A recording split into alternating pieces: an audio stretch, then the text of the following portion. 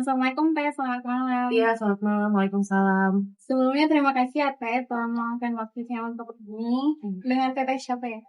Dengan Sandi. Sebelum kita mulai, mungkin dari kami mau perkenalan diri dulu ya. Jadi kami mahasiswa dari Fakultas Fatia. Jadi di sini kami ingin melakukan pendampingan UMKM atau mengajarkan apa yang dikerjakan ke realita di lapangan. Nanti bakal ada 3 pertemuan di mana pertemuan pertama akan didampingi oleh saya sendiri, merespon publik dan rekan saya Rizka. Pertemuan kedua, lalu pertemuan ketiga didampingi oleh Kusme Hobja. Mungkin sebelum lanjut kita boleh tanya-tanya sedikit dulu kan? Boleh, silakan. Itu kebetulan tentang apa ya Kak? Ini kita konsepnya ternyata data pakai tulisannya. Akhirnya kita jual apa aja bisa dijual, tapi lebih kepada APK, printing, fotokopi itu sih Kak. Sama aksesorisnya jadi Ya, aksesoris itu buat tambahan, pokoknya apapun yang memang bisa menghasilkan uang, kayaknya aku bakal jual di sini deh gitu. Terus kalau boleh tahu, toko ini udah berapa lama ya Teh? Ini di sini baru sekitar 6 dari bulan Juni. Dari bulan Juni sampai sekarang Desember ya. Berarti kurang lebih udah 7 bulan. Lumayan baru ya. Kalau boleh tahu untuk pencatatan penjualan sehari dan hasilnya itu manual atau udah pernah pakai aplikasi?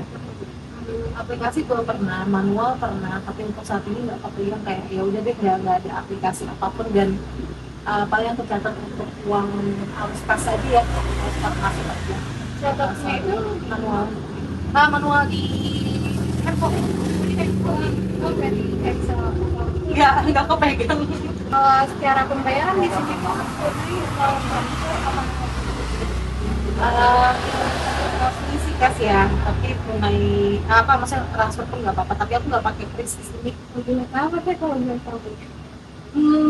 Waktu itu pernah ditawarin pakai Mandiri, tapi Mandiri itu nggak real time, jadi dia itu nunggu 1 hari setelahnya baru mau masuk. Bahkan aku pengennya real time yang memang masuk kan gitu, makanya pakai kris pun kris yang BCA yang sekali itu aja ya, sekali difungsikan hari itu gitu.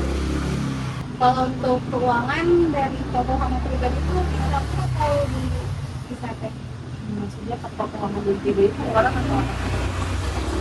Oh, pengeluaran untuk toko dan untuk pribadi ya. Keuangannya intinya campur atau enggak? Oh, keuangan itu aku memang campur dan dari offset yang aku pakai dari teman sehari-hari gitu. Jadi berdasarkan pertanyaan jawaban dari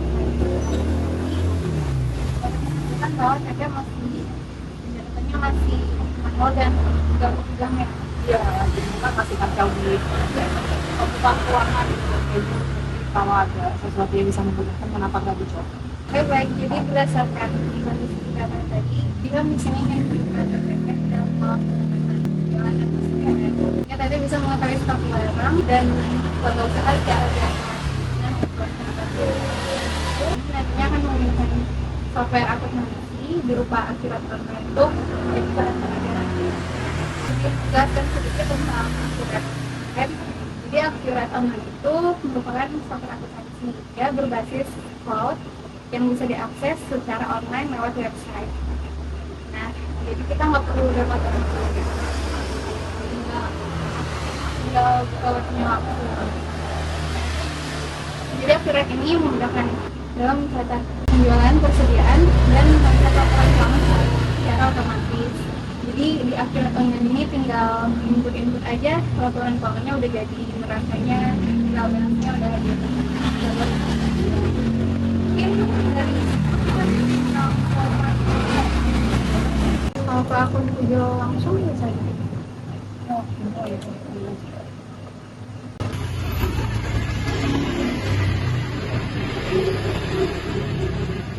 So, nanti bisa diundi kan? Gak usah dicentang, Baiknya gimana?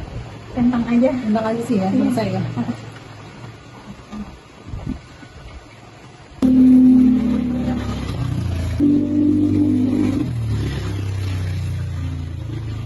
Sama alamatnya di, nah di sini bisa ke tanda hijau di atas. Di sini tuh buat ngeliat akun-akun teteh ada apa aja. Karena tadi centang yang bawaan itu kan, jadi udah tersedia. Tapi kalau teteh mau nambahin baru lagi, akun teteh mau sesuaiin misalnya, itu bisa klik tanda plus di sini. Kecil, Kecil. itu mungkin bisa kayak uang kas di saldo. Misalnya dari teteh berapa? Misal 1 juta gitu. Boleh.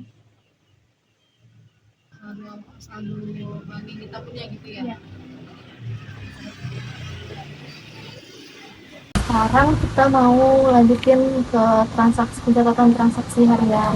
Nah, sebelum masuk ke pencatatan itu, kita buat stok barang dagang dulu kan. Stok barang dagang itu ada di menu persediaan. Terus ke barang dan jasa.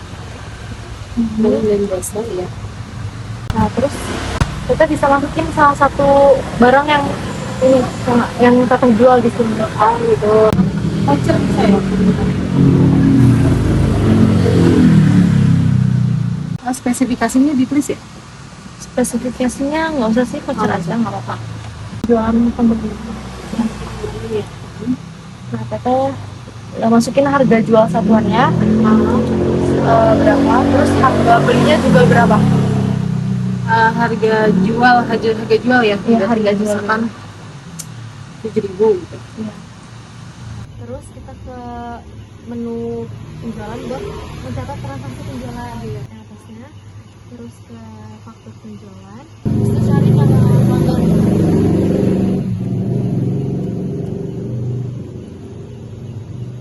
Misal tanggal transaksi terjadi itu tanggal bulan Juni. Kan kemarin. Bisa. Nah, pilih barang dan jasa. Di save aja sih, nanti langsung muncul ya. Nah, ini. Oh gitu. Ya. Terus itu baru nanti dicatat dia beli voucher ini berapa di kuantitas. Kita langsung ke menu pembelian aja. Nah, menu pembelian ini tuh buat kita nge-restock barang gitu kan. Restock barang ya. Jadi barang habis di restock lagi. Nah, faktur pembelian. Ya. Terus pilih pemasoknya, bisa jadi. Misal katanya stok atau beli barangnya tanggal berapa, habis itu pilih barangnya. Ini ya, bisa saja. Nah, total beli itu biasa berapa? Ini sama pilih. beli keduanya suppliernya. Tapi nggak ambil satu piece Oh, aja, satu kan? piece. Oh, maksudnya Iya. piecesnya. Iya, kuantitasnya gini aja. 10 misalkan. Nah, Itu langsung ke proses aja. proses. Ya, ke pembayaran. Proses pembayaran. Ini di sini nilai pembayarannya 65.000.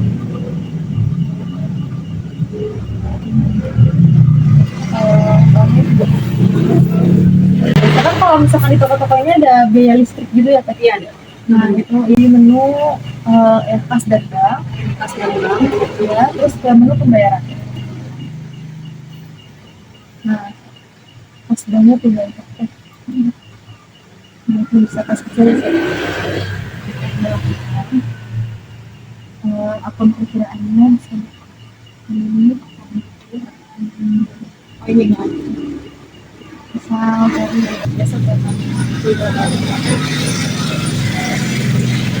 sekarang kita lanjut ke pertemuan terakhir kan, karena kemarin kita sudah mencoba belajar untuk memasukkan transaksi pembelian, penjualan, terus kasih, sama pekerjaan. Sekarang kita mau ke tahap terakhir, yaitu laporan keuangan. Kita ada laporan keuangan. Jadi laporan keuangan ini munculnya itu secara otomatis karena kita sudah masukkan data-data atau transaksi yang sebelumnya gitu. Jadi kita nggak usah atau nggak perlu lagi buat ngecatat secara manual. Sekarang aku mau kasih tahu dulu, ada di sini mungkin ada tiga laporan utama. Jadi yang pertama itu ada, jadi di sini tuh yang pertama ada laporan laba rugi dulu. Jadi di laporan laba rugi itu tujuannya adalah untuk pemilik usaha itu melihat apakah toko itu punya untung berapa dan rugi berapa. Betul. Lalu yang kedua ada laporan neraca. Jadi kalau di neraca ini, kalau tadi di laporan laba rugi itu untuk melihat untung dan ruginya, kalau di neraca ini kita untuk melihat kondisi keuangan usaha kita. Nah, kalau yang ketiga di sini ada namanya arus kas. Nah, kalau di arus kas itu kita tuh bisa biasanya di arus kas ini orang tuh pada banyak yang bertanya kayak, kok di laporan untung kita tuh banyak, tapi kenapa uangnya nggak ada? Kadang ada yang kayak gitu. Nah, di arus kas ini kita bisa melihat di arus kas ini, karena arus kas itu laporannya adalah melihat uang masuk dan uang keluar itu dari mana aja. Nah, sekarang kita lihat ke laporan laba rugi aja ya, teman-teman. Agar di sini kita bisa melihat dahulunya kemarin kita isi tanggal 1 aja sampai tanggal 31 ya. Mungkin di sini kelihatan ya kalau bisa dari bulan Desembernya. Di sini kita bisa melihat pendapatan atau total penjualan satu bulan ini berapa. Terus di sini ada beban-beban yang lainnya juga, terlihat laba kotornya berapa. Ini baru laba kotornya, tapi di sini juga ada beban-beban yang lain yang pastinya ngurangin sama hasil pendapatan kita gitu kan. Nah, jadi dari penjualan kita ini yang kotor ini ada beban-beban lain dikurangin, jadi hasilnya segini, jadi laba bersih. Jadi kita bisa lihat nih kita ini untung atau rugi, lihat dari yang sini, karena yang pendapatan dikurang dengan beban-beban yang lain gitu. Nah, selanjutnya kita lihat ke neraca. Neracanya kita melakukan apa? Nah, kalau neraca kan sesuai dengan yang aku bilang tadi ya, kita mau lihat kondisi keuangan kita gitu kan. Berarti kita lihat di sini dari aset kita bisa lihat kas kecil ada berapa, bank ada berapa, gitu kan. Terus ada piutang, kita tahu piutang uang kita yang ada di orang. Nah, ada piutangnya berapa, terus persediaan atau jumlah nilai dagang kita itu ada berapa, gitu kan. Jadi kita bisa tahu aset kita berapa. Terus di sini juga ada liability sama ekuitas, berarti ada biaya sama beban yang harus ditanggung gitu kan. Nah, kalau dari sini kan kita bisa lihat tuh, kalau piutangnya lebih besar, berarti kan masih banyak orang yang belum bayar gitu ke kita kan. Kalau piutangnya lebih besar, gitu. Nah, dari sini aset kurang kewajiban sama juga, itulah uang kita yang aslinya berapa. Kita bisa melihat kondisi keuangan kita. Nah, selanjutnya di arus kas kita pilih periodnya aja, misalnya 1 tahun. Nah, dari sini itu kita bisa lihat aktivitas operasi itu uang masuk dan uang keluar gitu. Kayak misalkan ini kurang persediaan, berarti kan dia ada dia laba rugi. Nah, berarti kan kita karena minus, berarti kita rugi gitu. Berarti kan kita kan catatnya per bulan kan, kita catat per bulan, jadi kan kita segini gitu. Nah, terus kalau di namanya investasi, kalau di investasi itu biasanya uang yang kita gunakan untuk membeli peralatan yang besar atau enggak untuk operasional usaha kita gitu. Kayak misalkan mungkin kalau di sini komputer gitu misalkan, atau enggak printer gitu kan. Nah, lalu di akhir di sini ada kas dan setara kas di awal period. Jadi kas setara kas di awal period itu uang yang kita punya pada di awal period, awal tahun gitu biasanya. Nah, kalau di akhir period berarti uang awal tahun ini dikurangi dengan beban-beban yang lainnya dan hasilnya seperti itu. Jadi ini tuh benar-benar uang masuk dan uang keluarnya berapa. Ini yang benar-benar real, karena kalau yang di laporan laba rugi tadi dia cuma pencatatan, tapi belum tentu uangnya masuk. Nah, makanya tadi kan permasalahannya kenapa di laporan uangnya kita untung tapi ternyata uangnya nggak ada gitu. Karena kalau di sini benar-benar setelah transaksi baru dicatat, di sini ternyata gitu. Ini paham kan? Apa? Jadi singkat aja singkat. Kalau setelah adanya pengenalan sistem advokat ini sebenarnya memudahkan untuk pengusaha UMKM untuk tahu cara berpikirnya sama arus kasnya gitu. Jadi memang sebenarnya di gongnya itu di akhir ini sih. Jadi kita tahu ternyata selama ini itu untuk memudahkan pembuatan laporan laba rugi. Karena nggak manual lagi ya? Iya, manual. Itu sih mungkin testimoninya ya. Tapi memang kalau awal-awal penggunaan mungkin masih perlu waktu untuk beradaptasi dalam penggunaan sistem ini. Terus kalau menurut aku teh benar-benar ini bermanfaat juga. Kalau buat saya sih bermanfaat ya, karena kan buat dapat ilmu baru juga gitu. Terus juga nggak semua orang kan, semua orang bisa punya usaha, tapi pengelola tuh, tapi kamu punya usaha itu kan nggak semua orang bisa gitu. Kan ada laporan seperti ini atau sistem seperti ini memudahkan kita untuk memantau keuangan di tempat usaha kita sih, dibandingkan manual ya. Mungkin terima kasih banyak ya Teh udah mau membantu kita untuk mengenai ini. Mungkin kalau ada kurang-kurangnya, kita lagi belajar juga karena kita banyak harus belajar juga lah. Terima kasih buat teman-teman yang udah mau kesini juga ngajarin ilmu baru ya. Terima kasih banyak juga. Iya.